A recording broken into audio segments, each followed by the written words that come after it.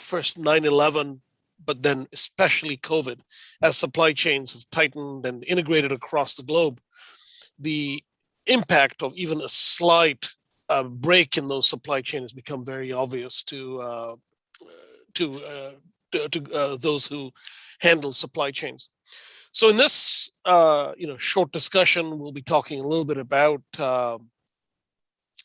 supply chains. We won't get so much into historical side of it. There's another webinar that covers that, but we'll be talking largely about resilience and what COVID has shown us and what solutions there are that exist right now. So with that said and done, let me share my screen. And if you can't, please do indicate on the chat, and I'll be alerted to the fact that we may not actually, you may not be able to see the screen. We can see the screen. It's fine. Thank you. Perfect. Thank you. So let's say what we're going to talk through specifically. First is talking about old versus new supply chain concepts, and then talk specifically about something called last mile manufacturing and how manufacturing and logistics are actually integrating. It's not a surprise given the way the supply chains are. We'll get a little bit into that. And then talk about this new supply chain model that we're seeing emerge and which we believe is going to take over the way things are. So, and then finally to Q&A. So let's talk about what we called the old supply chain. The old supply chain is what began evolving, as I mentioned earlier, in the 1980s. But when we really began to see transformation of this was post 2010. And especially in the last 5 years, the late Obama years, and certainly all through the Trump years, we began to see the emergence of China as a geopolitical rival. And that's when I think a lot of big megaphones, specifically that of the executive branch of the US government, got involved. But even prior to that, when there'd been well-documented cases of IP theft, when there'd been a lot of cases of interruption. Many of you may remember the floods in East Asia.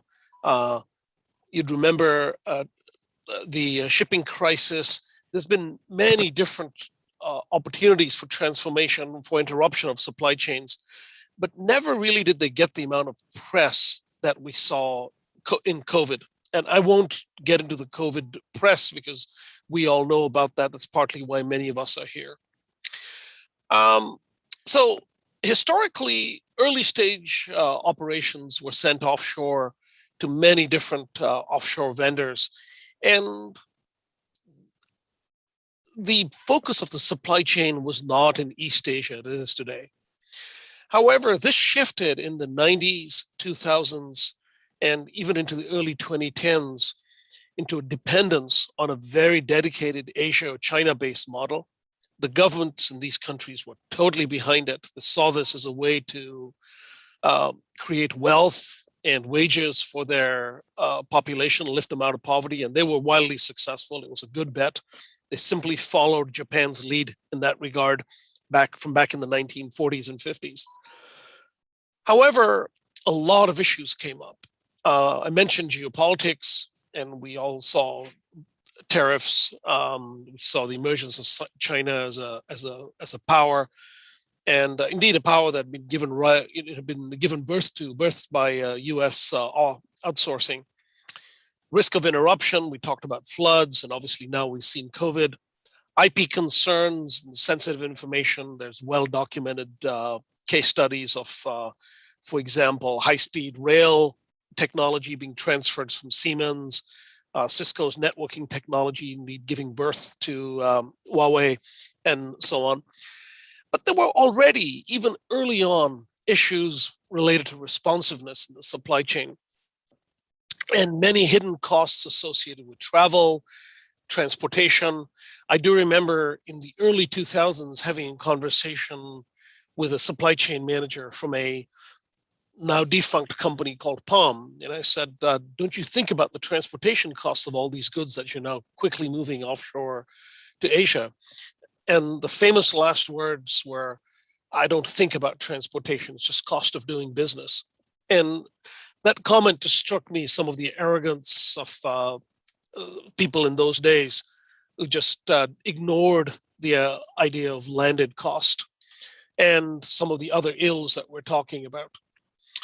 So, needless to say, the current supply chain model, the old supply chain model, is broken, and this has been publicized both politically and also at the consumer level with availability of goods. So now let's switch to why this becomes important and why specifically this becomes important to our Silicon Valley community, right?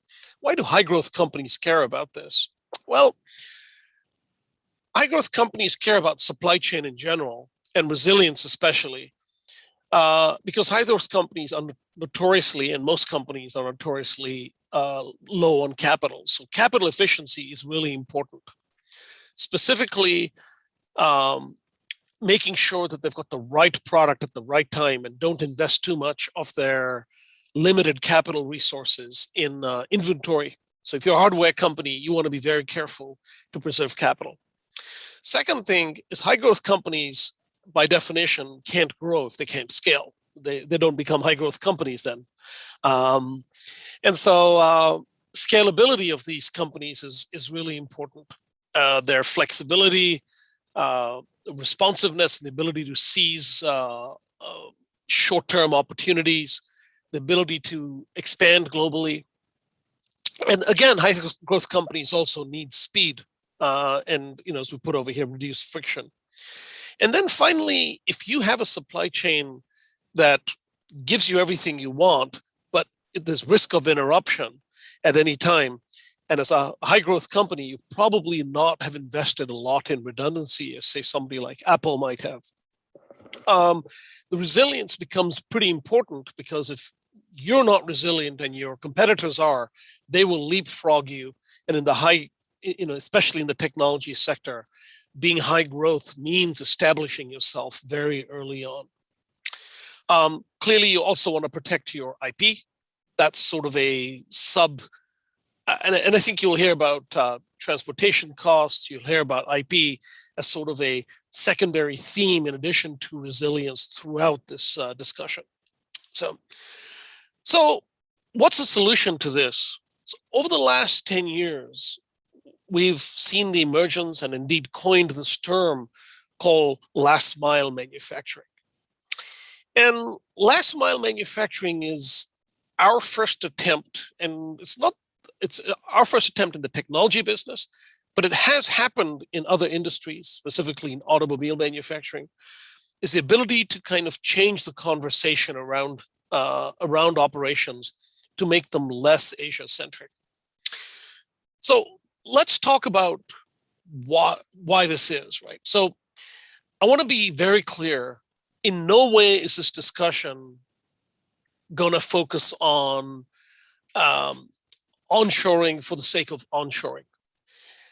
Nowhere does this discussion say 100% onshoring and no offshoring. This is a discussion about intelligent use of offshore components and offshore manufacturing, but removing the pure reliance on it. So eliminating the single point of failure, and silo and protect IP, analyze transportation costs, all those other benefits come along with this. So we all know, being in technology, that most technology products are incredibly configurable. We also know that they're highly modular, and one just needs to look at most tech products and realize that nowadays it's a question of where do you get your drive from, where do you get your memory from, where do you get your processor from? Are you going to use Raspberry Pi? Are you going to be using what standard components are you going to be using? And then you limit the number of specific custom hardware components, and then you integrate everything with some software. So if this is indeed the way technology supply chains proceed, which I think this group will largely agree that is the case, that there is very little need to completely tie ourselves to a single source that we then become reliant on, a single source that has the ability to divulge our IP, a single source on which we can see interruptions, transportation cost discontinuity, so on and so forth, right? Geopolitical concerns, the list goes on. So if you look at this little chart, our theory behind this, our model behind this, is that there's two key points on this cost chart. One is if you have 100% of your supply chain onshore, you're going to get a lower cost than if you have it 100% onshore. That's the model with which the entire tech community is operated. So the tech community was very sure about the intercept on the 100% line, and very secure and sure about the intercept on the on the other line, which is 0% offshore, 100% onshore. And people incorrectly made the assumption that those two are a straight line.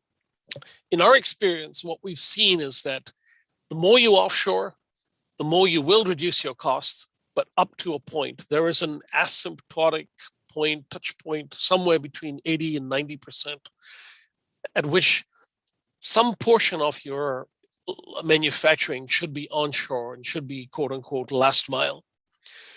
Because this gives you IP protection, this gives you rapid response to your customers, and other reasons that we'll get into a little bit later. Let's put this in a graphic, right? So if you think of this being your supply chain, and look at your front-end piece being your component suppliers, your contract manufacturer, your final configuration, typically at your contract manufacturer. The products are then transported by air to your market, which is your last mile. And really all you do in your market is you distribute your products, you handle warranties, you handle advanced replacement, returns, a few other things. And OEMs typically struggle to figure out who's going to be doing all these pieces, and they generally find 3 or 4 companies to do it. Well, our model is different. Our model says the final configuration should be done onshore. And indeed, certain key components can be pulled in from offshore or domestically, and they should be integrated onshore also. And this constitutes everything to the right side of the dotted line, constitutes what we call the last mile supply chain, which is adding key components, could be software, hardware, all of the above, doing final configuration, customizing your product, and doing all the distribution, returns, everything in one operation. Indeed, we have chosen to actually integrate logistics also into our last mile supply chain model. What it then does is it allows the front end of the supply chain on the left-hand side, the components and the contract manufacturing, to be largely commoditized and can be moved around across multiple geographies until you find that optimal fit between risk, resilience, and cost. So we have some examples of companies we've worked with that started off manufacturing one contract manufacturer, moved to different ones, cut their volumes to each one, but moved to second-tier contract manufacturers, and did not miss a beat because their supply chain had already transitioned to a last mile model. Now, I want to emphasize one thing. 80% or more of the value add is still being done offshore. So 80% of the cost structure of offshore is still being preserved. Only 10 or 20% is being moved onshore. And many of those 10 or 20%, if there's one activity, one point I really want you to take away from this discussion, it's a lot of these activities being moved onshore actually results in cost savings, right? And we're going to talk about that a little bit now. In addition to resilience and concentration risk and so on, what you actually do is you get reduced inventory and reduced transportation costs, and you protect your IP, the 3 lower bullets from section 1 of this slide over here. So you get concentration risk, reduce concentration risk. You do leverage global sourcing. As I mentioned, 80% of your cost to 90% of your costs are still offshore. You just may have more control. You protect your IP a little bit more because you're now using more sources as opposed to one key integrator, typically in China. And you get to leverage lower transportation costs. That's a topic for another day, but very often just the reduction in transportation costs justifies the change of the supply chain to this model that we're looking at. Just the reduced transportation costs.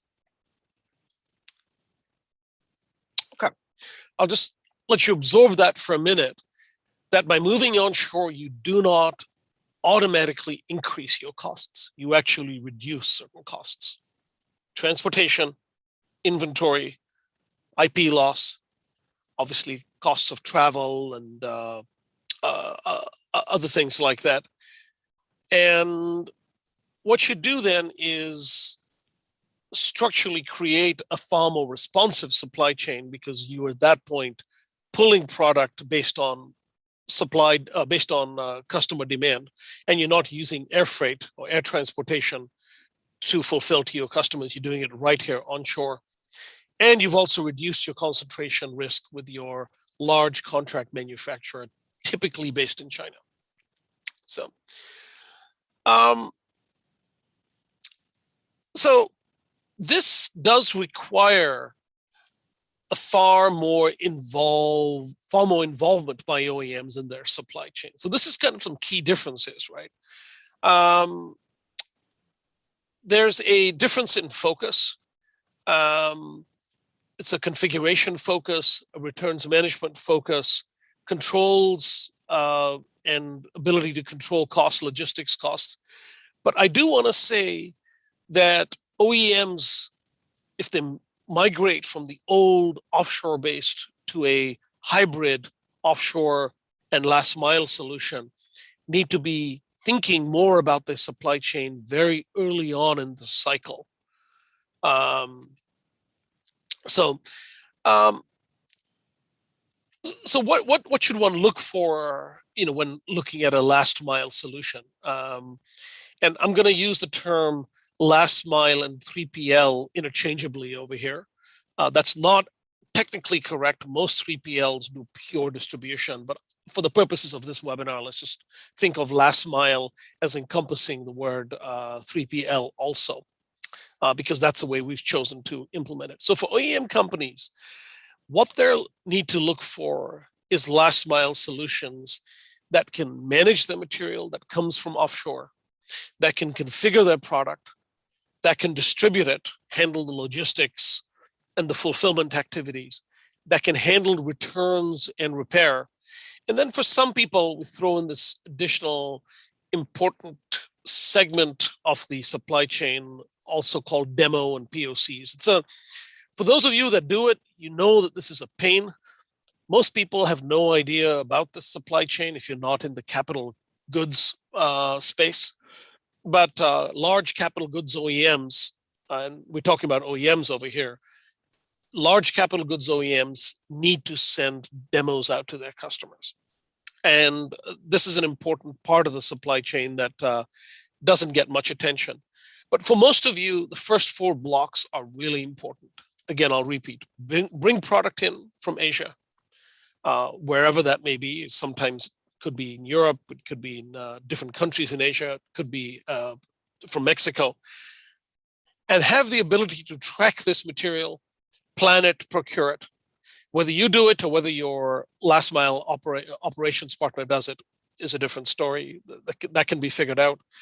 Have the ability to do last minute, last mile technology configuration, software configs, final assembly and test, and basically implement a term that we hear a lot used in the business is postponement. For those of you that are familiar with it, it's just postponement at a higher level. And then important, from the same facility you're doing your building, do all your distribution, fulfillment, and even logistics activities in some cases. That's the way we've chosen to do it at Extron, because there's additional cost reductions based on that. And then obviously, if you're building the product, you should be able to handle the returns. Many people won't want to do that.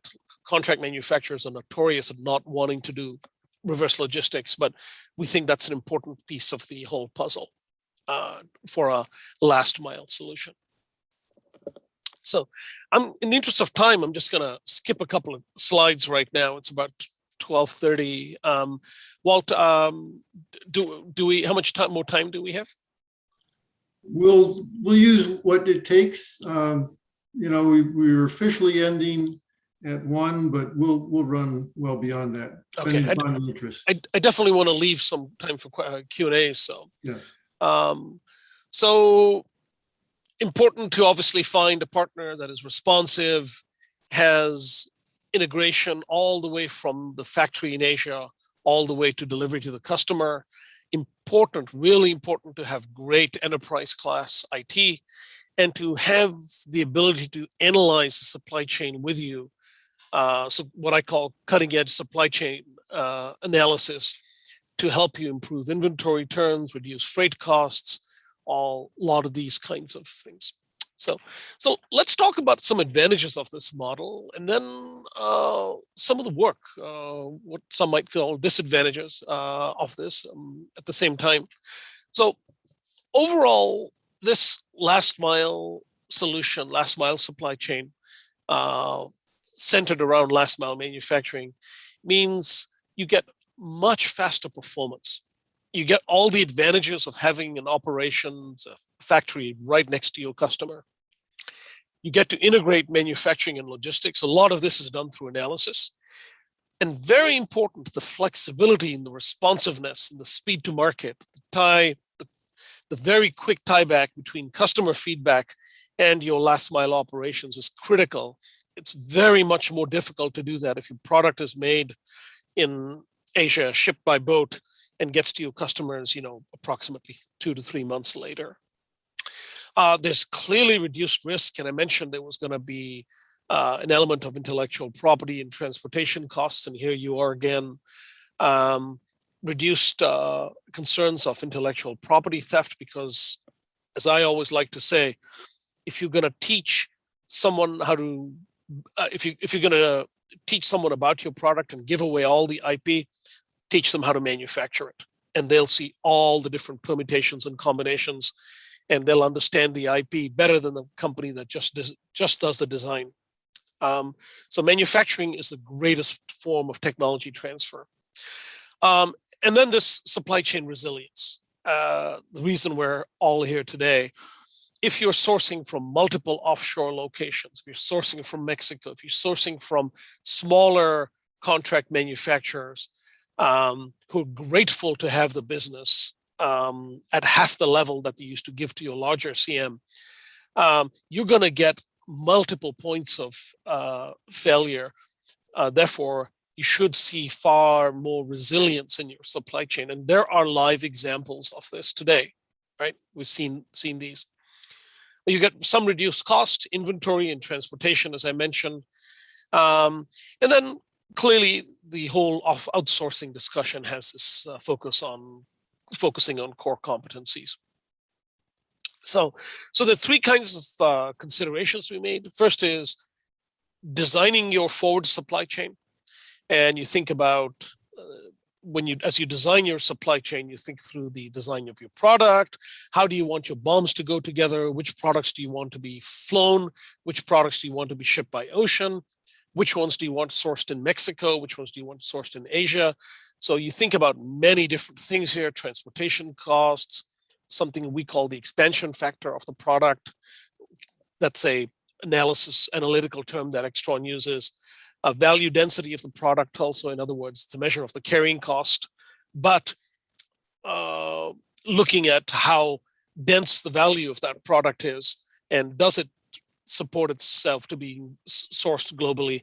I'm getting into the weeds over here, but I just want to give you a sense of what companies should be thinking about and what we help people think through. Duties, tariffs, geopolitical concerns, looking at inventory carrying costs, be it warehousing or be it the cost reduction of parts, McKinsey did a fascinating study in, I believe, is the early 2000s, saying that for some technology product, the depreciation curves are 10% per month. So as you carry certain technology products, and this was largely in the memory and storage space, but it applies across technology. Your inventory depreciates over time. The more inventory you have, the worse off you are. And so that applies to tech. It may not apply to some big bulky parts like sheet metal, say. And so we help with that kind of analysis, clearly IP protection analysis, and then thinking through packaging materials, because packaging materials actually end up being an important part of this. You can actually use, for example, protective packaging that comes in from Asia to house your product. It can be, you can design your product and your supply chain that way. Similarly, there's RMA and demo, doing a deep dive analysis of RMAs, how the product is designed to be fixed, turning those assets, and of course, improving the failure analysis loop. Very clearly, there's scalability advantages and creating different builds of material structure so that your product can scale, your product volumes can scale, and contingency planning for that reason. RMA contingency planning, obviously very important if there is some defect. And I cannot tell you the number of times I have personally seen this happen again and again, where a product is designed, forward supply chain is designed, and nobody thinks about the returns management piece of this, or returns management is just assumed to go back to Asia. Very costly, by the way. So a lot of other things to think about. And the output over here is customizing your on and offshore hybrid models, right? Is it 70%, 80%, 90% offshore? Or is it potentially 100% offshore? I mean, there are some supply chains where it makes a lot of sense to do everything offshore. Not in technology. These are largely cheap plastic. And think your Barbie doll is not well suited to being touched in the US. It's going to go into a box in the factory in a low-cost region of the world, and it's going to go as quickly as possible to that retail shelf via distribution center. But in technology products, you actually will do deep analysis, as we just outlined in the last 3 slides, to think through how you want to design your supply chain. So there are clearly control and visibility advantages. We talked a little bit about IT and having visibility. This is a key advantage to this is a key reason why these supply chains are more resilient, because you're stocking inventory at the piece part level from global low-cost regions, and you know exactly what you can build, what products you should market more of because you have more inventory. And so there is that aspect of it also. But since you actually have this stuff in your physical possession, you're not relying on a contract manufacturer who could be interrupted by a competitor or by the government, by disruption due to COVID or whatever. These are products you physically have. One of the interesting results of COVID that we've seen is that our customers have gone to higher domestic inventory posture. They've decided to bring in more inventory at a broken down level domestically, and are preparing to now stock more inventory. This is part of the reason behind the massive warehouse capacity shortage we have across the US right now. For those of you that don't know, warehouse capacity in the US is hovering at historically low levels right now. Warehouse vacancies hovering at historically low levels right now. Very hard to get warehouse space. And this is the reason why companies have just chosen to flood the channel with inventory, because they're gun shy after COVID. So with that, I'll just kind of go a little bit about, tell you a little bit about us at Extron, what we do, and sort of a sense of how we started down this journey and why we've got here. We're a pioneer in last mile manufacturing. We invented the term. In fact, we trademarked it. We liked it so much. So last mile manufacturing is the term that we have coined for the technology industry to do exactly what we talked about.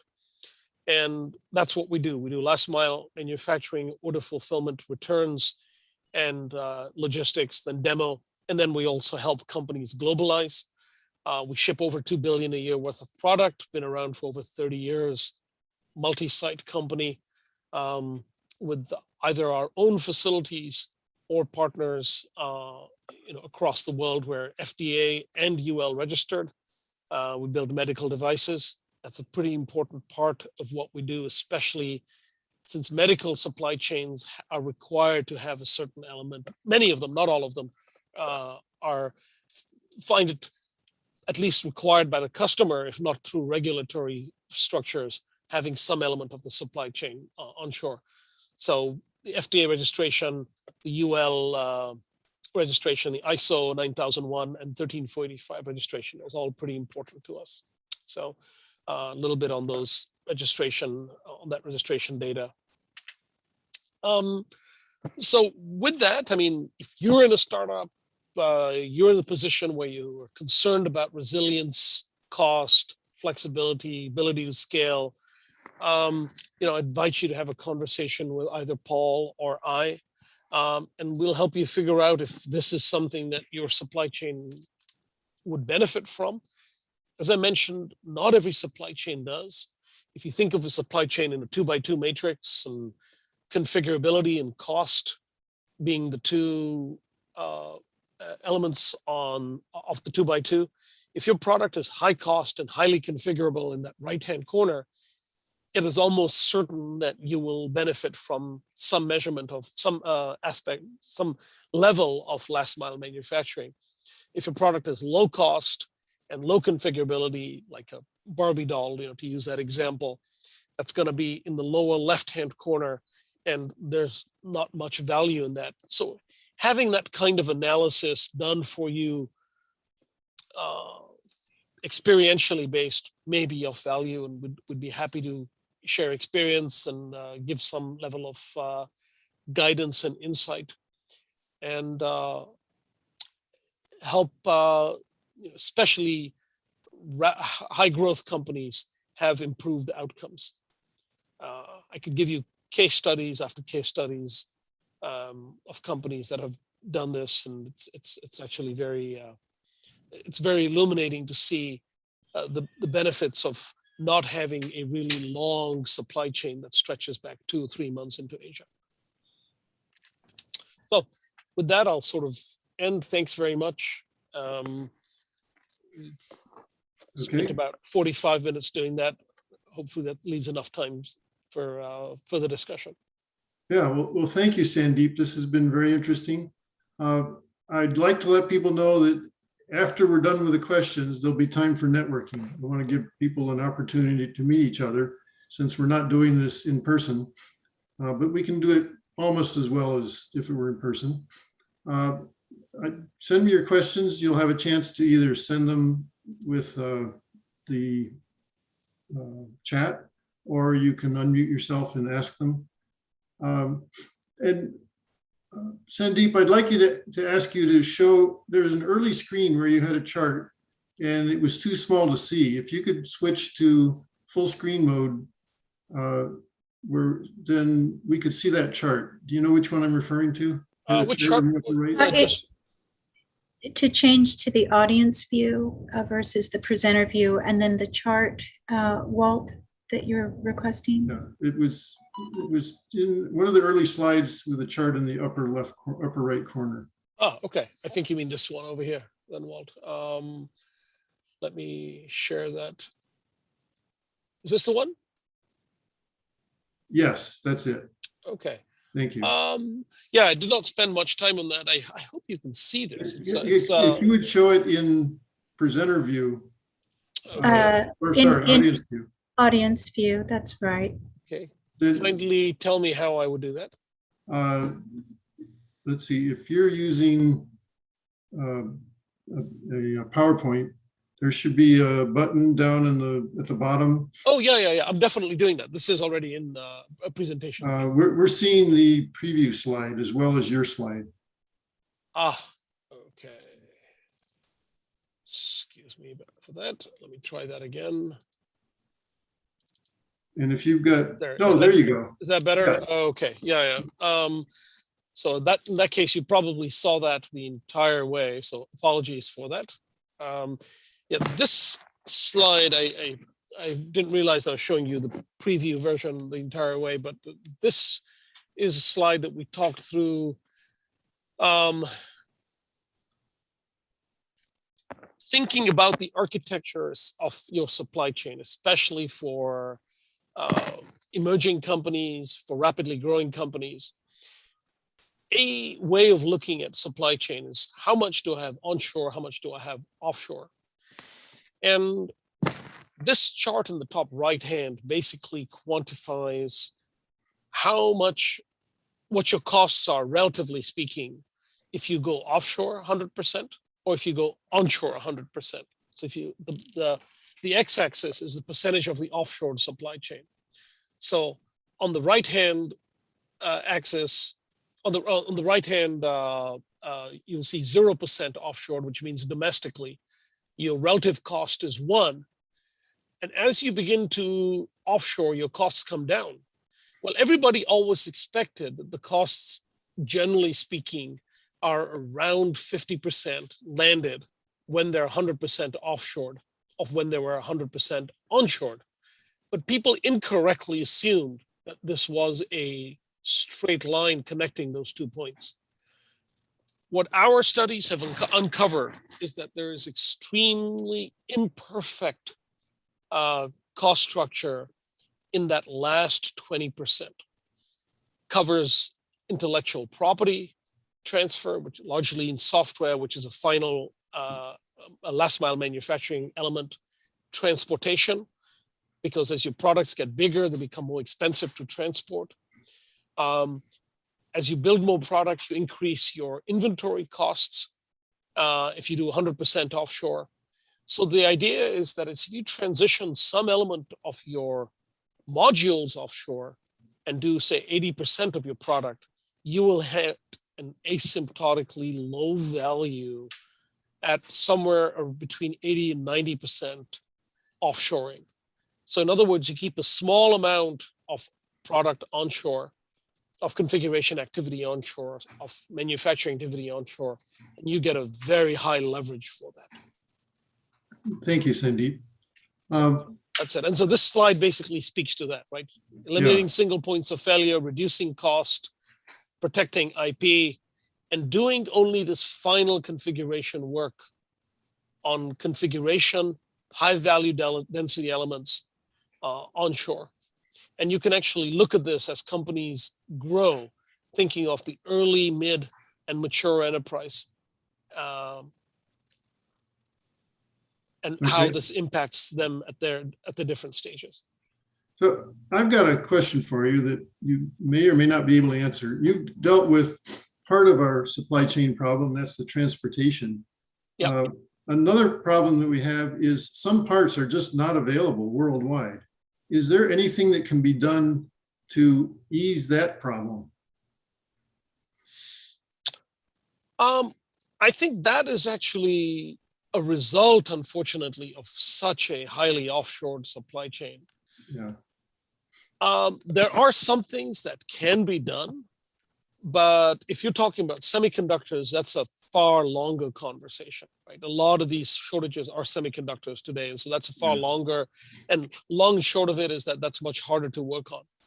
However, the reason why companies are bringing so much semi-finished inventory back on shore, the warehouse shortage that I was talking about earlier, is exactly that reason, that they're now realizing that until supply chains rejigger themselves, redefine themselves, and until that 60% of semiconductors that are done in Taiwan and packaging and Korea, and packaging that is done in Thailand and Malaysia, until that sort of gets globalized and more of it moved onshore, probably through government action, but we shall see. That until that time happens, people are going to have to fill in the gaps through inventory and some element of domestic integration, which is basically what what we're doing with many of our customers right now. Okay. There's another question.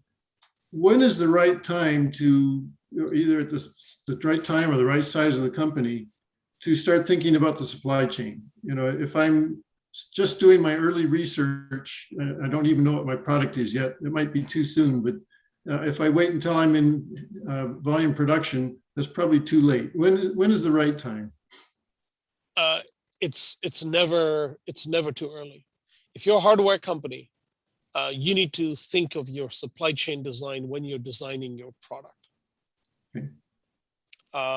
So at the time you're designing your product, you should be thinking of your supply chain characteristics, how your product's going to be configured, and thinking through the design of the supply chain and thinking through who you want your partners to be. Certainly their characteristics, maybe not the name of the partners, but the characteristics of all those partners. Second tier, third tier contract manufacturer in Asia, what you want to do in Mexico, so on and so forth. Okay. So how come companies haven't figured all this out? You know, there are a lot of companies that aren't doing what you just described. Why is that? I think, Walt, it can be answered just in one word. It's inertia. Companies, basically, people are linear thinkers. Companies are made up of people, so companies become linear thinkers. This was the way of doing business, offshore to Asia, to China. Eventually have everything done over there. It's easy, right? You design something and a box shows up. It's what could be easier? Well, we've just found out that going out of business might be easier in some cases when you run out of product. So people are linear thinkers, and that's what they've done. And we're finding out in historical terms very quickly, right? This level of outsourcing only happened less than 20 years ago. And here we are. Everything's been shaken to its core. Yeah, 20 years is not a long time. that's right. Hey, Walt, I'd like to jump in and make a comment, to your question about why do companies not do that? So the other flip side of that is there are some companies that do, right? I mean, 2-3 years ago, there were companies already moving product out of China and doing the manufacturing in Latin America and Mexico and Guadalajara, as an example. We were involved with that. But also, I think now there's a new, the reason they don't do is a lot of it is they don't know. And what we're finding out that is, I mean, there are obviously a lot of companies that are very successful, but there's a lack of education about the options because they've all drank the Kool-Aid that is cheaper offshore, but they don't understand the business risks accordingly. Going back to your question about, is there a way to mitigate the shortage of product? Actually, there is. We can help source product in advance. If you're dropping costs down and holding inventory, you can use that to hold smaller components and bring that in. Shipping in a container right now is so costly from China. We can help bring the components in, show up and bring in advance the products, the components you need, not the entire product.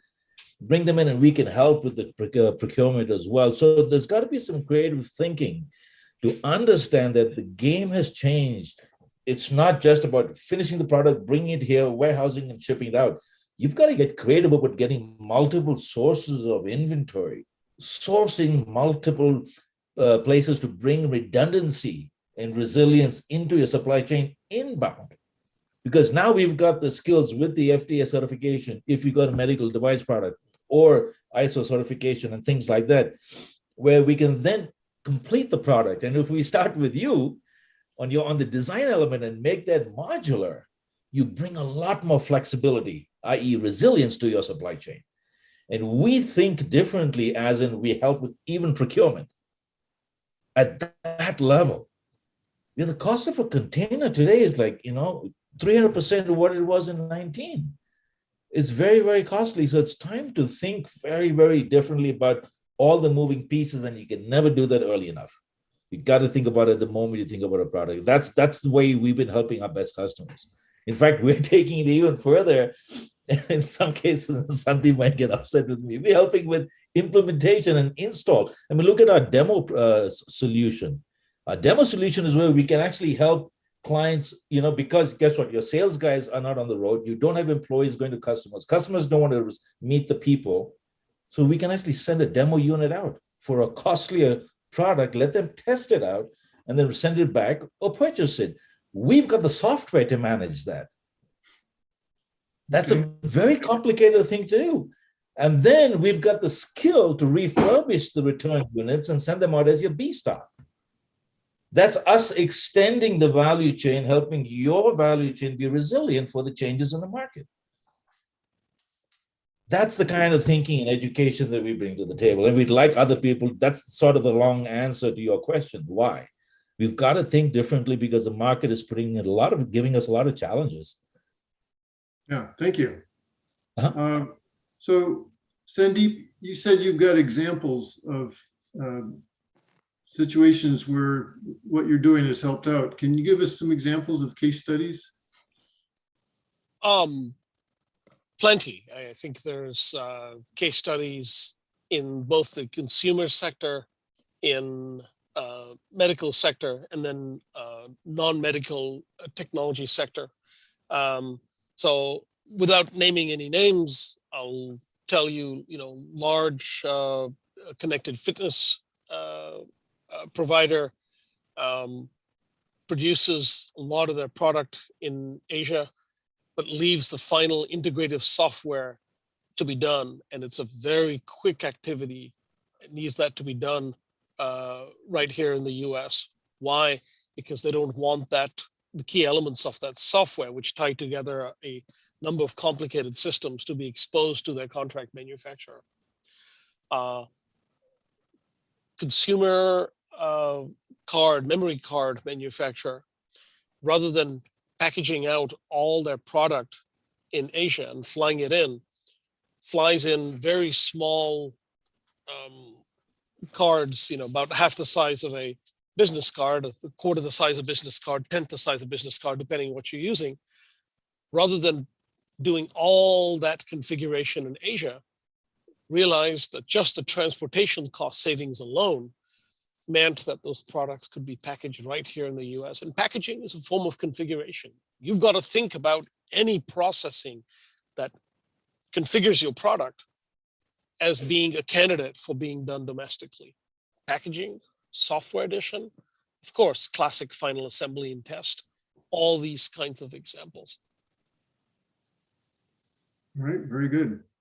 Do we have any other questions? Feel free to unmute yourself and ask the question or send it in on chat.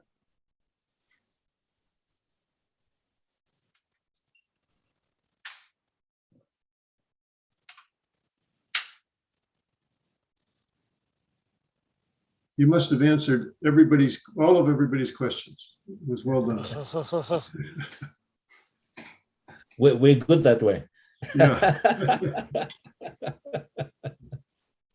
Yeah, oftentimes this is just, and I apologize if it was too much information at one time, but supply chain is an extremely important area. And a lot of companies get involved in the supply chain very late in the process.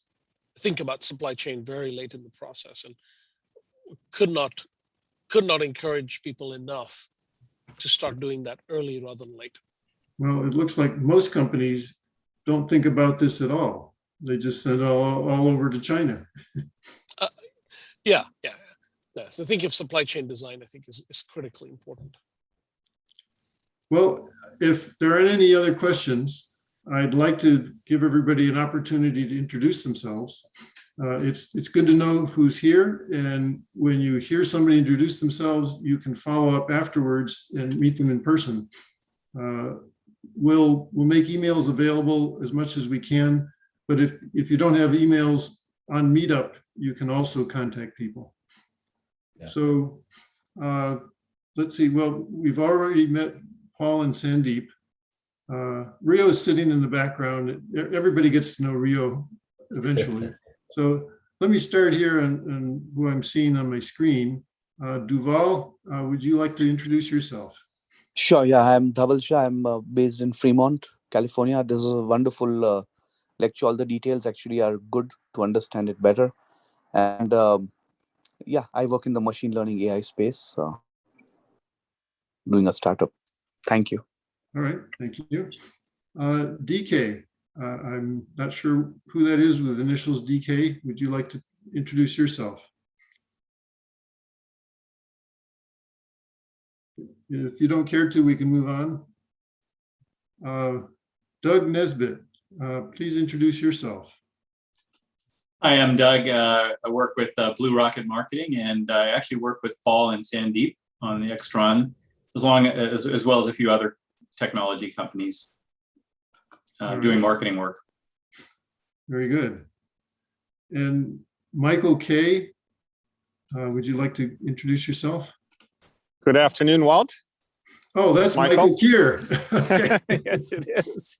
Yeah, well, nice presentation. And my name is Michael Kier. I run, I'm out on a walk, so it's a little loud. Apologize for the noise. But yeah, I run a consulting group called Product Realization Group, which is focused on helping companies make the transition from concept to full scale. So we've done a number of projects with Extron, and have had a very good experience with getting them involved early with client activities to help better manage the overall end-to-end supply chain, delivery, logistics, repair, etc. So yeah, appreciate the talk. I thought it was very good information. Yeah. Thank you, Michael. Let's see, we've got Alex L. Would you like to introduce yourself? So, Alex may not have audio ability. And there's also Hartmut. Would you like to introduce yourself? If you don't want to introduce yourself by speaking, you're welcome to send a chat message. Networking is a really important thing to do. If you ever lose your job, where do you go to find another job? The first thing you go to is everybody you know, because most jobs never even get posted. You won't know about them if you don't go to your network. So I like to help people network. It's the key to success, as I've discovered after a lot of experience. And Walt, you do it really, really well. Networking, you and I have had a lot of conversations, and you're easily one of the best of the best. Well, thank you. Thank you for your kindness. You So, open a lot of doors. Rio will, as much as possible, help connect people. If you can't identify somebody or reach them, Rio can help you out. Rio, would you send your email address? And if you can't reach Rio, you can reach me. My email address was put out there, I believe. So I'm happy to help anybody with their networking. It's the best thing that you can do. Okay, I see. Thank you, Rio. There's your email address. I'll put. Yeah. Hey, Walt, Mine if I'm Yeah. still audible, just one suggestion I've seen on other meetups that you may want to think about is having people put their LinkedIn information on the chat, and then they can connect on that way as well. Just a thought. Excellent. So either LinkedIn or email. If you'd like to meet people, just That's a great idea. make that available. Good idea. And Rio's making sure everybody can see some of the speaker's email, for example, if you want to contact Sandeep. Well, thank you, everyone. And thank you very much, Sandeep and Paul, for the presentation. It was a very interesting one. Thank you. Appreciate it. Thanks for the opportunity. You're welcome. Good. Okay, I'll see everyone And later. Michael, good to have heard from you. We'll be in touch. It's been a while. Thanks for these meetups. Thank you to all. Everyone stay safe, and we deeply appreciate your attendance. This has been recorded, and presentation slides will be shared. If you email directly Paul or myself, we're happy to do that, and stay connected. This is a community effort, and you're very important to all of us. Bye for now. Thank you. Bye-bye. Bye-bye.